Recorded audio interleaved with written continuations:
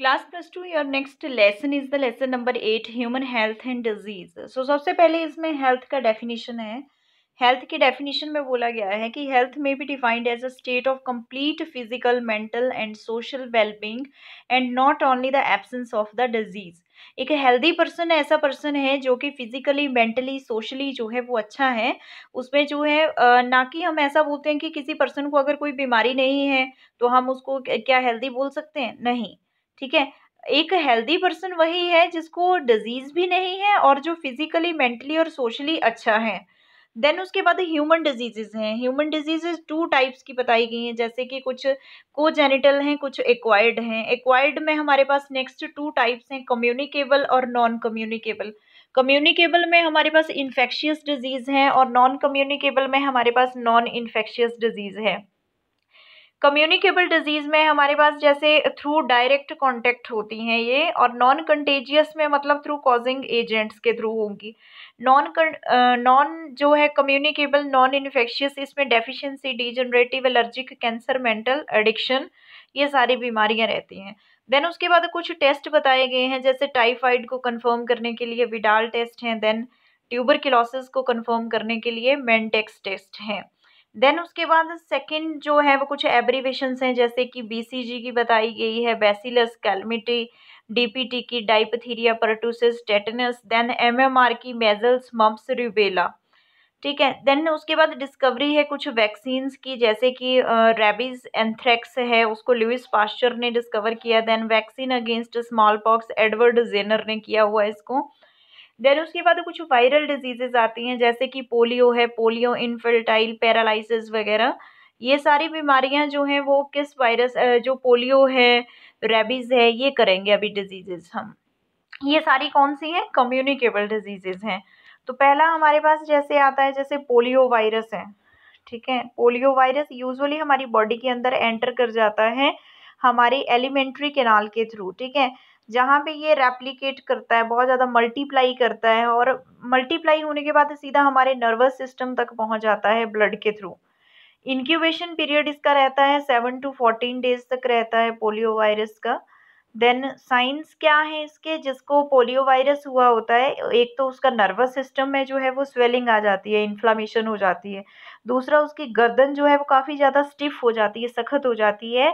और तीसरा क्या है कि उसको जो है वो पैरालिसिस स्टार्ट हो जाता है, पैरालिसिस अटैक स्टार्ट हो जाता है। ठीक है। उसके जो स्केलेटल मसल्स हैं उनमें वीकनेस होने लगती है। पैरालिसिस की वजह से जो है हाई फीवर आ जाता है, हेडेक हो जाती है, चिलनेस होती है, और पेन होने लगता है पूरी बॉडी में। देन उसके बाद कुछ प्रिवेंशन है, ट्रीटमेंट है इसके लिए। सो इसके लिए जो है वो एक वैक्सीन तैयार की गई है। द किल्ड वैक्सीन का नाम क्या है, Salk vaccine, SALK, Salk vaccine. ठीक है। इस साल्क वैक्सीन को जो है उस पर्सन में इंजेक्ट कर दिया जाता है जिसको पोलियो है। ठीक है। जिसको जो है इस साल का वैक्सीन से जो है उस पर्सन को दिया जाता है जिसमें इम्यूनिटी को डेवलप करना होता है। ठीक है। तो there must be provided an adequate arrangement for the proper disposal of urine and faeces of the patient because they contain polio virus. इसमें बताया गया है कि प्रिवेंशन में बताया गया है, क्या आप इसमें प्रिवेंशन ये कर सकते हैं कि जिस पेशेंट को पोलियो है उस पेशेंट का जो यूरिन है, उस पेशेंट का जो फेसेस है, मतलब उसका जो वेस्ट मटेरियल है, उसको आप किसी अलग जगह पे जो है वो डिस्पोज करें। ठीक है। वो किसी के कांटेक्ट में ना आए ऐसी चीज़ें। ठीक है। देन उसके बाद चिल्ड्रंस जो हैं उनके ओवर क्राउडिंग को रोका जाए स्कूल्स में। ठीक है। स्कूल्स में ओवर क्राउडिंग को जो है वो रोकना है। देन प्ले ग्राउंड्स में, सिनेमा हॉल्स में शुड बी अवॉइडेड। ठीक है। ये जो है वो अवॉइड करनी है चीज़ें। Then polio is preventive, polio vaccine is a safe and effective. कह रहे हैं कि पोलियो वैक्सीन जो है वो काफ़ी सेफ होती है, तो इसलिए बताया गया था कि साल्क वैक्सीन जो है वो होनी चाहिए। देन उसके बाद जो है वो रेबीज वायरस है, हाइड्रोफोबिया होता है ये। ठीक है। जिस पर्सन को रेबीज होता है उसको पानी से बहुत डर लगता है, हाइड्रोफोबिया रहता है। ठीक है। देन इसमें पैथोजन है, रेबीज वायरस है, symptoms and modes of transmission है। Virus is introduced in the body by the bite of the rabid mad dog. ठीक है। जो पागल कुत्ते होते हैं उनके काटने से जो है वो वायरस फैलता है। ठीक है। देन उसके बाद जैकल्स, वॉल्व्स, कैट्स, इनके काटने से जो है ये बीमारी होती है। इंक्यूबेशन पीरियड रहता है 10 डेज टू 1 ईयर तक। देन उसके बाद साइंस एंड सिम्टम्स होते हैं। Fear of water is the most important characteristic symptom of this disease. कह रहे कि पानी से डर लगता है उस पर्सन को जिसको रेबीज हुआ होता है। कुछ और भी सिम्टम्स होते हैं जैसे कि माउथ से सलाइवा आना या सर में बहुत ज़्यादा दर्द होना, हाई फीवर होना। ठीक है, ये सारी बीमारियां होती है, जैसे ये सारे सिम्टम्स होते हैं जो देखने को मिलते हैं उस पर्सन में। ठीक है, डिप्रेशन में चला जाता है पर्सन, उसमें किसी चीज़ को जो है स्वेलो करने की इनएबिलिटी आ जाती है। और रेबीज जिसको हुआ होता है उसको 100% जो है वो फैटल रहता है, मतलब वो 100% उसकी डेथ हो सकती है। देन उसके बाद क्या इसके इलाज क्या है, प्रिवेंशन क्या है। There should be compulsory immunisation of a dogs and cats population. कह रहा है कि जो डॉग्स और कैट्स पॉपुलेशन है उसकी इम्यूनाइजेशन हो जानी चाहिए। ठीक है, डॉग्स की जो है वो क्या होना चाहिए, इम्यूनाइजेशन होनी चाहिए। देन लिखा है कि wound of beaten person should be immediately washed with soap and water. जिस पर्सन को डॉग ने काटा है, जिस जगह से काटा है उस जगह को सोप के साथ जो है वॉश करें, पानी के साथ वॉश करें। ठीक है, after this give anti rabies vaccine. उसके बाद जो है वो उस पर्सन को एंटी रैबिस वैक्सीन देनी चाहिए। द और जो पेट होगा जिसने काटा है उस पर्सन को, उस पेट को जो है 10 डेज तक वॉश्ड करते रहना चाहिए कि उसके काटने के बाद जो है उस डॉग को कहीं जो है वो रैबिस तो नहीं है, ये कंफर्म करना चाहिए। ठीक है, देन उसके बाद जो है वो कुछ नेक्स्ट डिजीज है, वायरल हेपेटाइटिस है। वायरल हेपेटाइटिस को हम कॉमनली जो है वो जॉन्डिस भी कहते हैं। ठीक है, जॉन्डिस कहते हैं। और इसके सिम्टम्स क्या रहते हैं, जैसे कि जो लिवर है, ठीक है, एनलार्ज्ड लिवर होने लगता है। पहले एनलार्ज्ड होता है लिवर, काफ़ी लार्ज होता है, देन धीरे धीरे जो है वो स्मॉलर होने लगता है। ठीक है, येलोइश और ग्रीनिश हो जाता है। फिर सिम्टम्स अर्ली फेज में जो है वो क्या दिखते हैं, जैसे कि फीवर है, ठीक है, फीवर है, नोजिया है, वोमिटिंग है, discomfort, epigastric pains in muscles and joints. Urine is dark and stool is pale. Urine जो है वो डार्क होने लगता है और स्टूल्स जो हैं, जो फीकल मैटर हैं, वो पेल होने लगता है। देन उसके बाद कुछ टाइप्स के बताए हैं हेपेटाइटिस, ये 6 टाइप्स के होते हैं। ठीक है, 6 टाइप्स के होते हैं। देन उसके बाद जो है वो चिकनगुनिया है। चिकनगुनिया में आपके पास जो है वो डिजीजेज आते हैं, जैसे पैथोजन आता है, it is caused by chikungunya virus. ठीक है, चिकनगुनिया वायरस से जो है वो चिकनगुनिया होता है।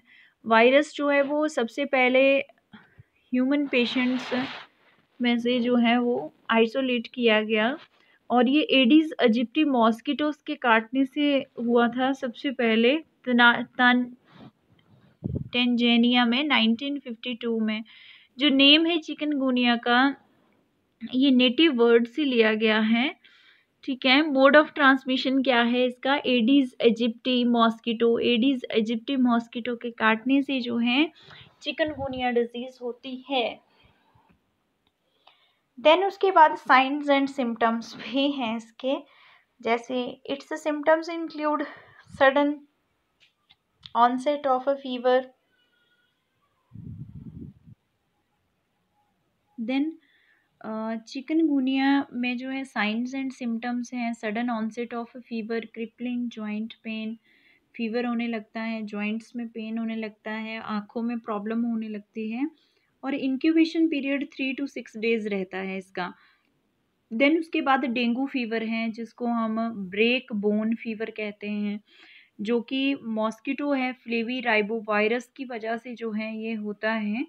ठीक है, मोड ऑफ ट्रांसमिशन क्या है, virus of dengue fever is transmitted by the bite of the Aedes इजिप्टी।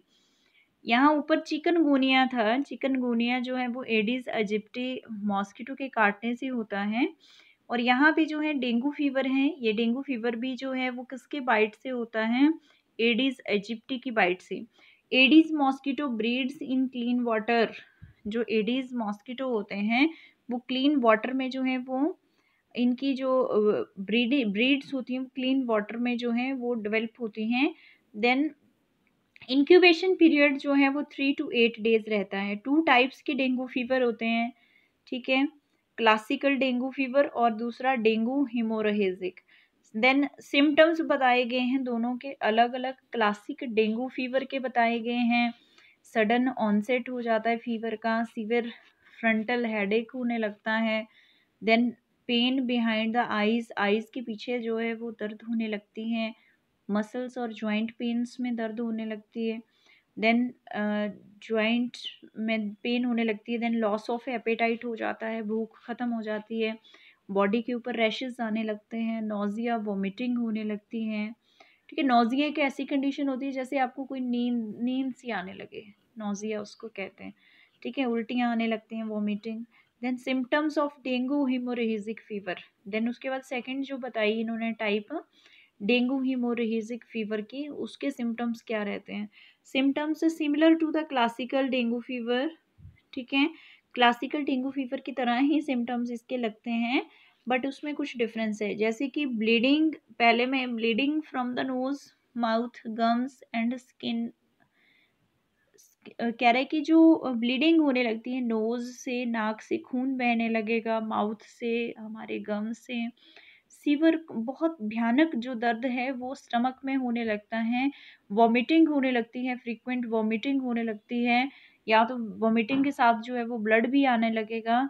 Then उसके बाद एक्सेसिव थर्स्ट, बहुत ज़्यादा प्यास लगने लगती है। वीक पल्स हो जाती है, नर्वस काफ़ी ज़्यादा जो है वो वीक हो जाती हैं। तो ये सारी प्रॉब्लम्स जो हैं वो हिमोरेजिक फीवर में आ जाती हैं। देन क्या प्रिवेंशन है, हम कैसे इस डिजीज़ को रोक सकते हैं। Mosquito and their eggs should be eliminated. कह रहा मच्छरों को और उनके अंडों को जो है वो बिल्कुल एलिमिनेट ख़त्म कर देना चाहिए। Water clothes that cover the body, और सॉरी वियर द क्लोथ्स, कह रहे हैं कि ऐसे कपड़े डालने चाहिए जिससे जो है बॉडी पूरी तरह से कवर हो जाए। No specific therapy is available, कोई स्पेसिफिक थेरेपी इसके लिए अवेलेबल नहीं है।